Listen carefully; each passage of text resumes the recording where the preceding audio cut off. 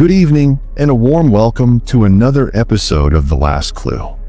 I hope you and your loved ones are safe, healthy, and in good spirits.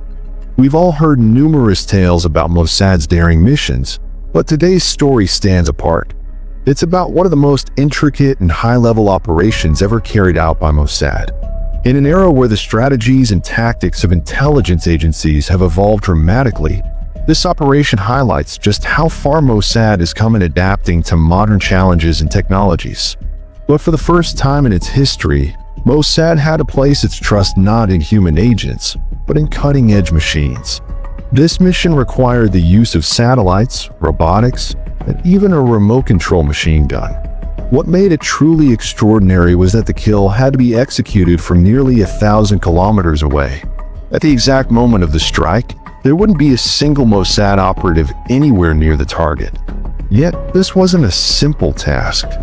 The intended target was inside a moving vehicle, seated at the wheel. The robot assigned to pull the trigger had to rely entirely on real-time visuals and instructions transmitted through satellites, with the entire communication chain spanning over 1,000 kilometers. When information is transmitted via satellites, even the tiniest delay can change the outcome. And in an operation demanding such pinpoint accuracy, a millisecond's lag could mean total failure. Think of it like a news broadcast. When a program is aired from a studio, by the time it appears on your television screen, there's a delay of a few seconds. So what you see at home isn't truly live. It's slightly behind the actual moment. Now, that's just entertainment. But in this case, it involved a machine gun, a trigger that had to be activated remotely, a moving car, a specific person in the driver's seat, and a bullet that needed to hit only one precise target. No room for error, no second chances. The person sitting right next to the target in the car couldn't afford to receive even the slightest injury. The vehicle was in motion, and on top of that, there was a 1.6-second delay between sending the command, pressing the trigger, and receiving the visual confirmation.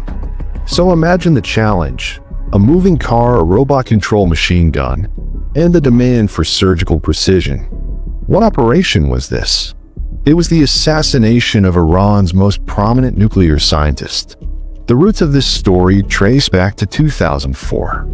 It's no secret that Iran has long pursued its own nuclear program, and the threat of it potentially building nuclear weapons has raised alarms worldwide, particularly in two nations, Israel and the United States. If Iran were ever to obtain nuclear weapons, it would pose an immediate and serious threat to Israel's security. That's why relentless efforts have been made over the years to halt Iran's progress, much like what happened with Iraq. Back then, the suspicion of nuclear arms led to the toppling of Saddam Hussein, who was eventually captured and executed. But Iran's case was different. Unlike Iraq, Iran wasn't fragile. It was strong, organized, and persistent. Its nuclear ambitions were steadily advancing. At the center of it all stood one key figure, Mohsen Fakhrizadeh. He was the mastermind, the driving force behind Iran's nuclear development. In 2004, the Israeli leadership convened with the Mossad chief and issued an unambiguous command. Under no circumstances could Iran be allowed to develop nuclear capabilities. That's when the strategy shifted to a more targeted approach, eliminating Iran's nuclear scientists one after another. Mossad got to work, and between 2010 and 2020, 5 of Iran's top nuclear experts were quietly taken out. Some were discreetly poisoned, while others were gunned down in broad daylight. Motorcycle-riding assassins pulling up next to moving convoys and unleashing rapid fire. In certain cases, remote-controlled car bombs were used. Explosives carefully planted in vehicles and detonated from a safe distance. Over that decade, Mossad successfully removed 5 high-ranking scientists, each of whom reported directly to Mohsen Fakhrizadeh. Simply put, he was their leader. But Israel also understood one crucial fact. As long as Mohsen Fakhrizadeh remained alive, dismantling Iran's nuclear ambitions would be nearly impossible.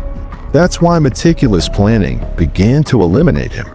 However, unlike the other scientists, getting close to Fakhrizadeh posed a far greater challenge. There had already been multiple assassination attempts, and Iranian intelligence had frequently intercepted warnings about potential threats. As a result, his security detail was on high alert at all times. He was shielded by Iran's most formidable force, the Islamic Revolutionary Guard Corps, IRGC. And within the IRGC was a specialized elite unit known as Ansar, famed for its discipline, sharp instincts, and rapid response capabilities. The Ansar unit was given the exclusive task of protecting Fakhrizadeh, and they left no room for error. Every time his convoy was on the move, it was tightly shielded from all directions, front, rear, and both sides. The possibility of a motorcycle assassin pulling alongside or someone planting a bomb and fleeing was completely out of the question. Getting physically close to him was nearly unthinkable. His security was so airtight that even attempting an approach posed a major risk. On top of that, Fakhrizadeh never left Iran, which ruled out the option of targeting him abroad. Within Tehran, his travel was limited to just a few known locations: his residence, his laboratory, his office, and the university where he held lectures. Each of these locations was so heavily guarded that even the slightest intrusion would be instantly detected.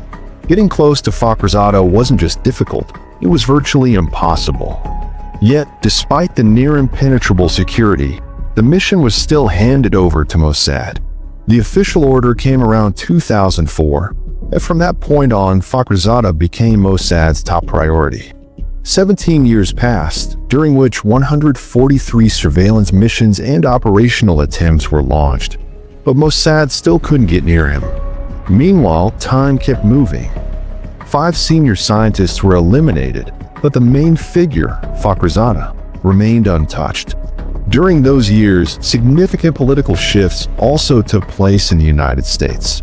Donald Trump rose to power, replacing the previous U.S. administration. The previous U.S. administration had signed a nuclear agreement with Iran, and that deal was still in effect at the time. However, Donald Trump had always opposed the pact. Throughout his election campaign, he consistently vowed to withdraw from the agreement, and once in office, he followed through on that promise. This move was met with approval in Israel. Around that period, both the Israeli government and Mossad saw Trump's presidency as a rare window of opportunity to finally eliminate Fakhrizadeh. They knew that political tides could shift once Trump's term ended, so the timing was crucial. It was during his first term in office, and Trump was already gearing up for a re-election campaign. At that time, surveys and reports indicated that Trump was likely to lose the upcoming election, with Democratic candidate Joe Biden poised to win. Israel understood that if Biden took office, he would probably reinstate the nuclear deal that Trump had abandoned. Therefore, whatever needed to be done had to happen while Trump was still in power. The challenge was figuring out how. Numerous ideas and plans were proposed and tested, but none proved practical. Although Mossad maintained an extensive network of spies around the world, including inside Iran, no clear strategy emerged to eliminate Fakhrizadeh. Getting close to him remained an impossible task. At one stage, the idea was considered to detonate an explosion as Fakhrizadeh's convoy passed, stopping the vehicle with a blast and then opening fire. However, this plan was quickly discarded because it would have caused many civilian casualties. Poisoning was never an option either, since no one could get close enough to deliver it. With all conventional methods exhausted, the question remained, how could they eliminate him? Mossad was completely fixated on finding an answer. Finally, around 2017-18, a high-level meeting was held between the Mossad chief, U.S. President Donald Trump, and the CIA director. For the first time, Mossad placed enough trust in the American leadership to reveal a secret, highly sensitive operation plan. They explained there was only one viable way to eliminate Mohsen Fakhrizadeh, as no traditional approach could get close to him inside Iran. So what was this method? Mossad revealed a cutting-edge plan they had developed: a robotic machine gun hidden inside a truck parked on a street in Tehran. The truck would be outfitted with multiple cameras for a full 360-degree view, and the entire operation would be controlled remotely via satellite. Artificial intelligence would handle the targeting and firing from a control room situated nearly 1,000 kilometers away. No human operators would be physically present. No Mossad agents would directly press the trigger.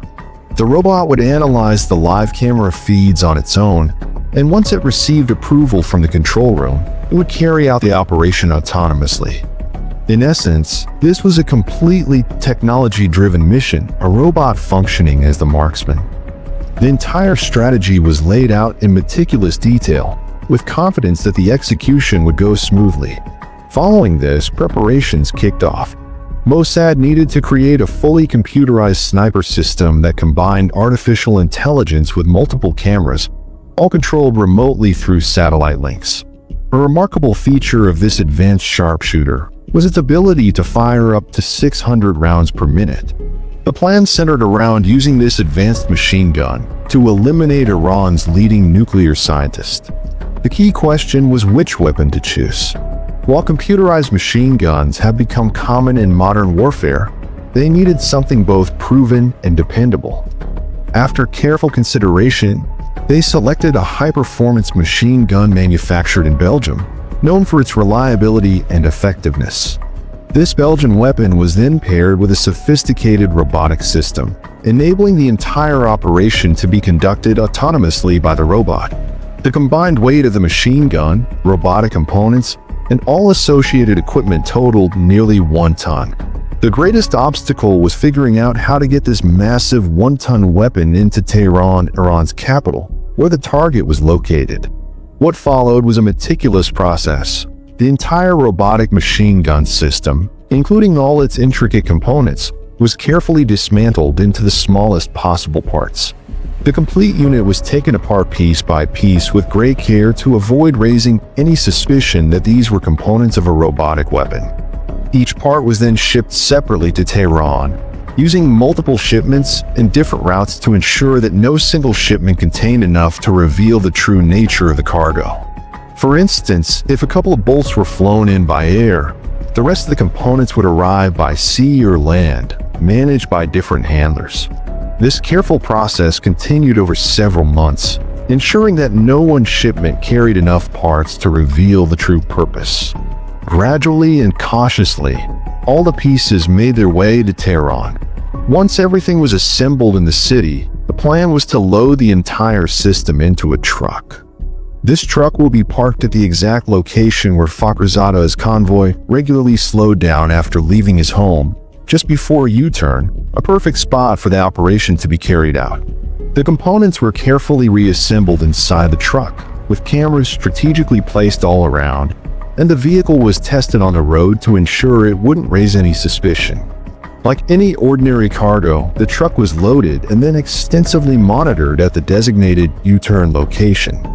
All the visual data from the area was transmitted via satellite to the control room.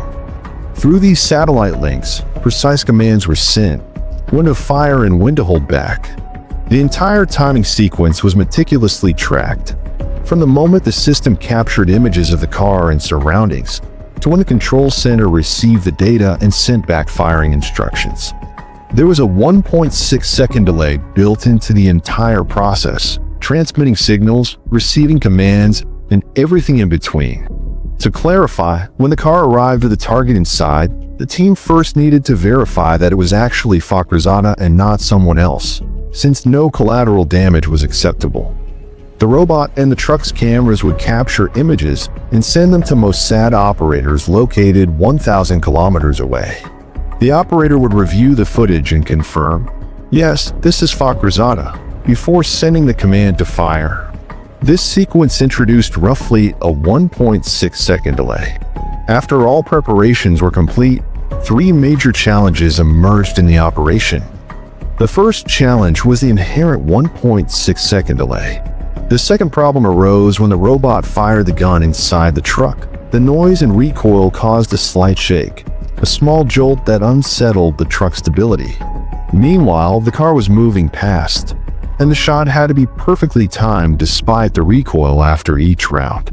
That jolt could throw off the aim, making timing critical. Another major concern was ensuring the bullet struck only the target, without causing any harm to anyone sitting beside him. After extensive testing and adjustments, they resolved these issues and confirmed the plan was viable. But just as they were ready, a new complication appeared. The car's speed was not always steady. At the U-turn, the car's speed could vary, sometimes 15 km/h, sometimes 10 km/h, or even slightly faster or slower. The entire system was programmed to adapt to these fluctuations, with every detail calculated precisely to avoid any mistake related to the car's speed. Different techniques were employed to solve this challenge. Finally, all preparations were complete, and the operation was scheduled for Friday, November 27, 2020. This date was chosen after thorough surveillance showed that Mohsen Fakhrizadeh's routine was predictable and quiet. He avoided media attention and distractions, focused on his work, spent time with his family at home, and taught at the university with no unexpected activities. Since 2007, Fakhrizadeh had received numerous threats, but after more than a decade, he began to believe that no real harm would come to him. This led him to become somewhat complacent about his security. On several occasions, he insisted on sitting behind the wheel himself, despite his guards' warnings. He would reassure them, saying nothing would happen.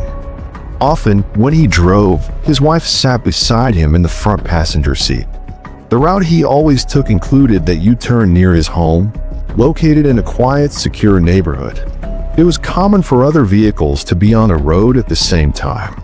Another habit Fakhrizadeh had was refusing to let his security guards ride beside him when he drove. He insisted they stay either in the car ahead or behind, insisting that no one else should be in his vehicle. This routine likely contributed to his vulnerability. On November 27, 2020, at about 3:30 p.m., Fakhrizadeh left his home and, as usual, took the driver's seat with his wife beside him. Despite the ongoing threats, it remains unclear why the car of Iran's top nuclear scientist wasn't equipped with bulletproof windows. Mossad was aware of this detail, knowing that had the windows been bulletproof, the entire operation might have failed. At around 3:30 p.m., as the car approached the U-turn, the cameras transmitted live images, and the operator thousands of kilometers away confirmed the driver was indeed Mohsen Fakhrizadeh. A command was sent from the control room, and the robotic system fired the first bullet, striking Fakhrizadeh's shoulder through the front windshield. Injured, he attempted to open the door and escape, but before he could, 3 more bullets were fired, all hitting him and causing him to collapse. His wife screamed and rushed out, while security guards quickly arrived from both sides. Seeing through the cameras that the target was down, the robot ceased fire immediately. The security guards and bystanders were stunned, unable to pinpoint where the gunfire originated.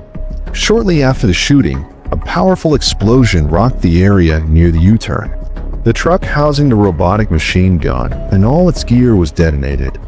Mossad's plan was to destroy the truck post-operation to eliminate any evidence linking them to the assassination. This turned out to be the only flaw in the entire mission. While they believed the blast would completely erase all traces, fragments of the robotic gun and other equipment were thrown into the air and scattered across the ground. Later, security agencies conducted a thorough investigation of the crime scene, collecting all the scattered debris. Analysis of the parts revealed that the assassination had been executed remotely, using AI technology operated via satellite and a robotic machine gun from a distance. This led investigators straight to Mossad. Marking a milestone in Mossad's history, this was their first entirely high-tech operation, requiring precise timing down to fractions of a second. Despite the challenges, the mission was a complete success. This was the 2020 operation. Shortly after, on the 31st, following the assassination of Iran's top scientist, Hamas leader Ismail Haniyeh arrived in Tehran. About 6 to 8 weeks prior, nearly 2 months earlier, Mossad had successfully planted a bomb inside a room in one of Tehran's most heavily guarded neighborhoods. That mission, like this one, was executed flawlessly. This is why Mossad is often regarded as one of the world's most skilled intelligence agencies. That concludes the story of this high-tech operation. I'll wrap up here for today. We'll return soon with another story. Until then, stay safe and take good care of yourself and your loved ones. Thank you for listening. Thank you very much.